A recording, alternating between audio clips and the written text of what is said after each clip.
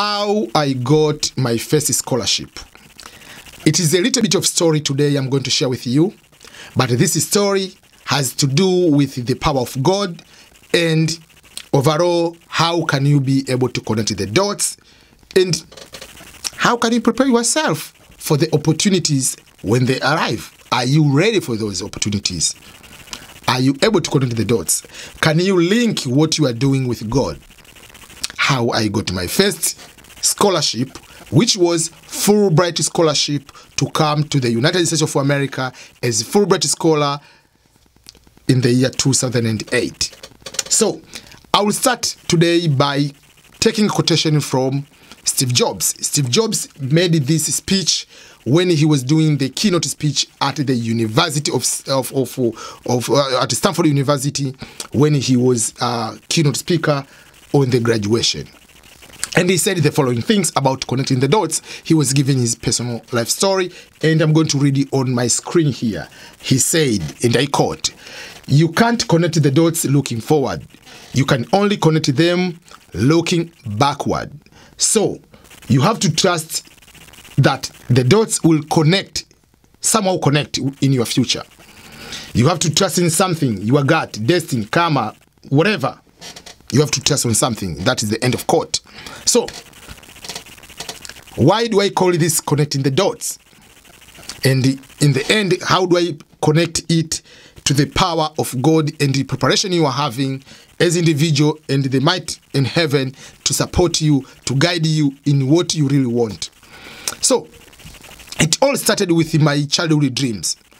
My dreams always, from 5th grade, for those who have read my book, my memoir, which is talking about the decision I made back in 1994, 1995, when I was just a 13-year-old boy, ambitious, determined, in my hometown, Kigoma, Tanzania, in Africa, small town, 5th grader, 13-year-old boy, determined to go to live in America. How are you going to do that? Obviously, everything it came down to, I have to study hard, but I have to study law. That was number one priority. Anything else was secondary. Study law, down the road, live in America, get married there, start the family there. It is a long shot.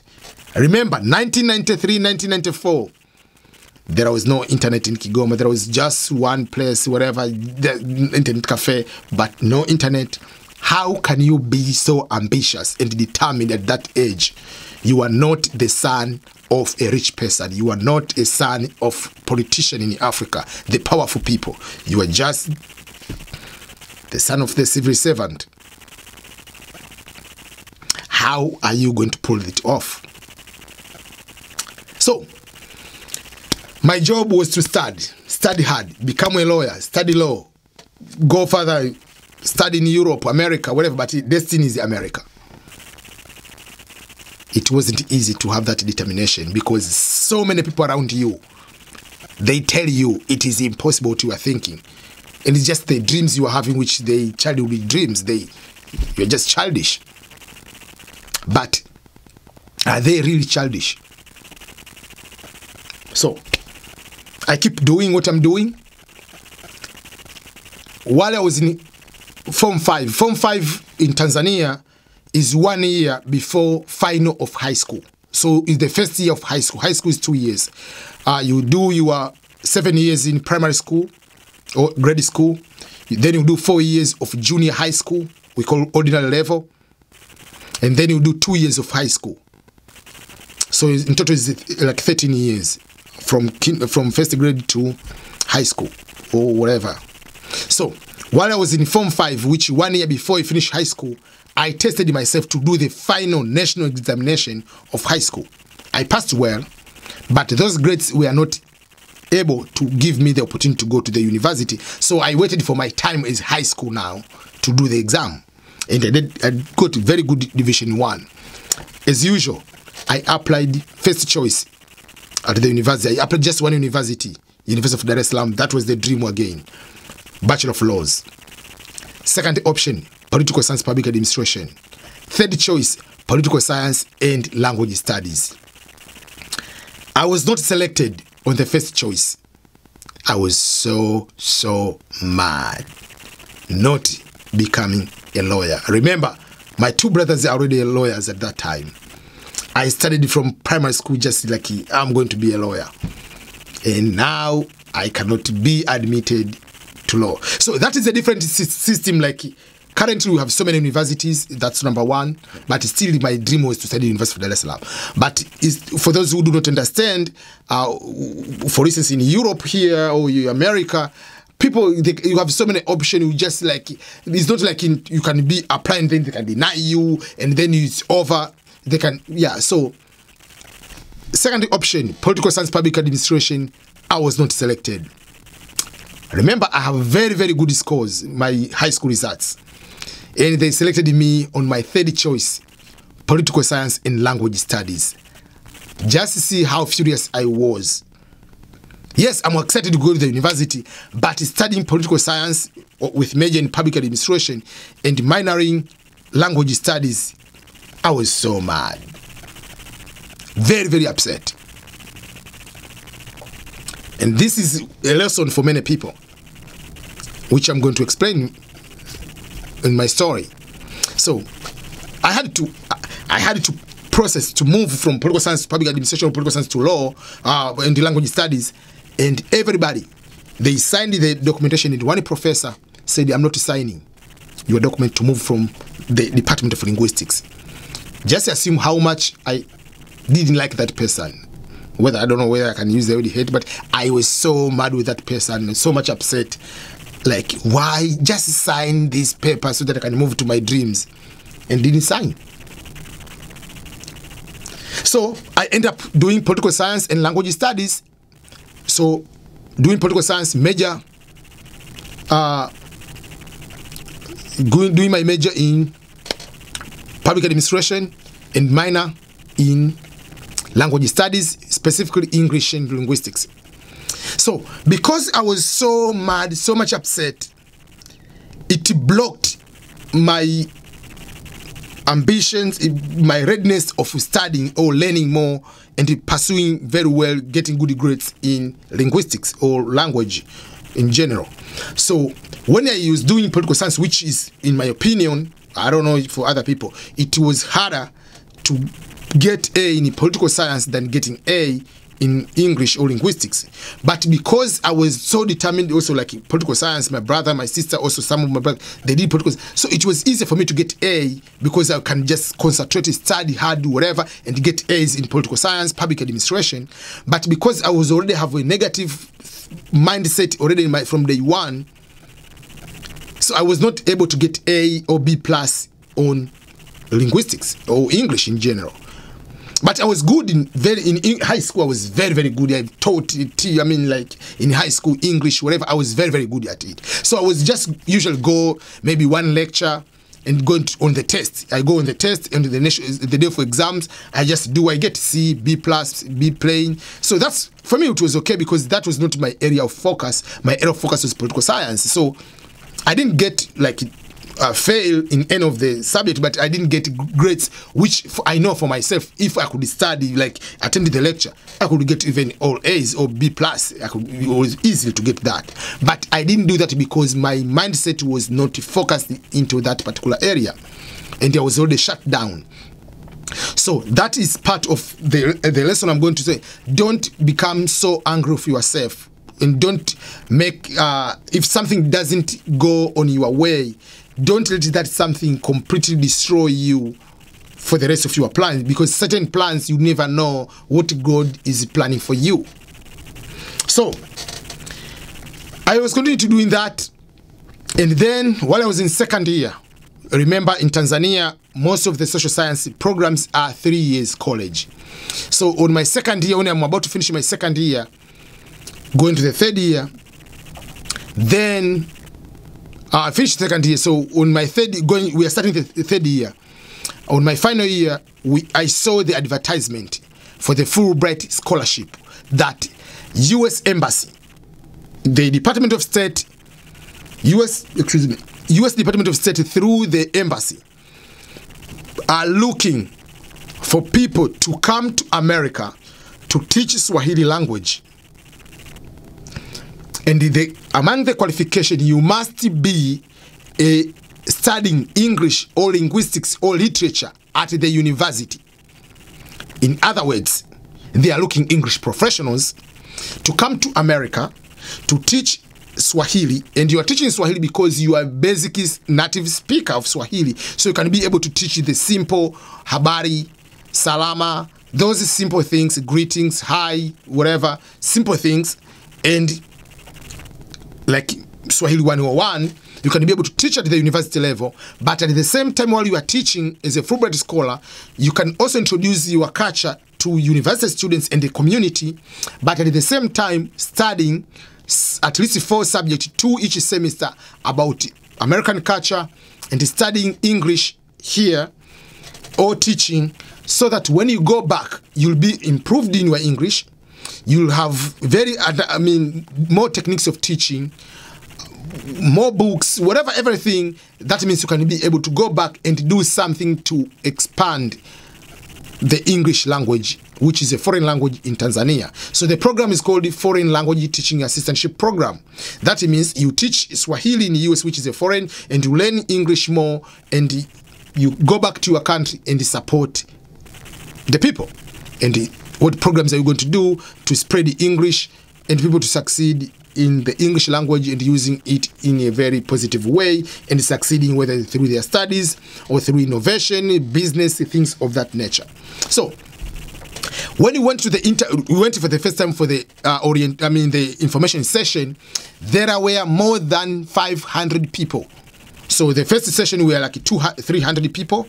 So they had to make it in groups, and then they had to explain to us what we needed to do, application and everything.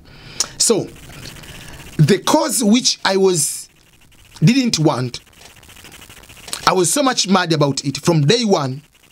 I was not selected from the first choice. I was not selected with the second choice. I was selected with the third choice. Because my degree, my university transcript is written Ernest Makulilo, Bachelor of Arts, Political Science and Language Studies, in bracket English. That name is the one carried me. Now I was able to qualify to apply for Fulbright program because I studied English. Even though I hated so bad, I was so much mad from the day the results came out. I was so mad I was so upset while I was studying. That's why I didn't get good grades in English at the university level, because I didn't care much. But the same course which I was going to do, then here it is that I qualify for the program to come to America. I applied, I did the interview, everything, and I got the program. I was successfully given the scholarship to come to America in the year 2008 to teach Swahili and African culture at Marshall University as a Fulbright scholar, the most prestigious program in the world, Fulbright. But if you go back, God knew from day one, your dreams to go to America, I will take you to America. I didn't know that.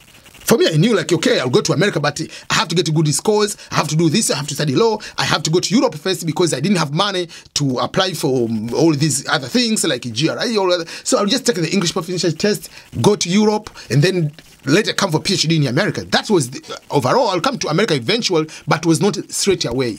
But God wanted, because He knew how much dedicated I was, and what does that mean to me. But at that time, I was doing everything that didn't make sense. Like Steve Jobs say, you can be making a lot of things. You cannot. I was not able to focus like in the future, that by studying this English, possibly it will connect the dots by looking forward. No, I cannot look forward. But after getting the opportunity, I look forward. Oh, that's why I was not selected to become a lawyer. That's why I was not selected in the second choice of becoming political science public. I was chosen the third choice. Despite my high good scores, still I was not like... That's why there is a saying, say, money proposes, God disposes, whatever that kind of saying. I saw it. I experienced it. So now if I look back and connecting the dots, I went back to thank the professor who refused to sign the change of my degree program. Because if that professor was going to sign that letter, that change from political science and language studies to political science and public administration, or political science, or go to the school of law, go and study law, that means I could not fit. I could not have a qualification, which is you have to be English major or minor to qualify for the Fulbright program to come to teach Swahili languages. So possibly my son would not be called Benedict Fulbright Makulilo. Possibly everything could not line up. So if I look back, so I'm thankful for the professor who refused to sign the change. I'm thankful to God. Make it possible for me not to be selected for the first choice of law, second choice of political science, public administration, to be taken for the third choice, the choice which took me to America. Because if now I look back again, I usually think, what if I didn't apply for Fulbright? What if I didn't come to America right away after coming from the university? What my life would be? Would I be a politician in Africa? What would I be, just university professors in Africa? Obviously, yes, I could be academician. But what if I could not be academician? Could I be like an adult preacher in Africa? I don't know. But my life would be vastly different. But again, one decision of someone refusing me to change the degree program, despite how much upset I was, God made sure that you want to go to America, just calm down, everything is under control. I'm God. I'm taking you to America. So God allowed not me to be selected for the program, which obviously I could not. I wanted to get it. The other program, I did not get it. I went to the third one. I felt as a failure at the beginning.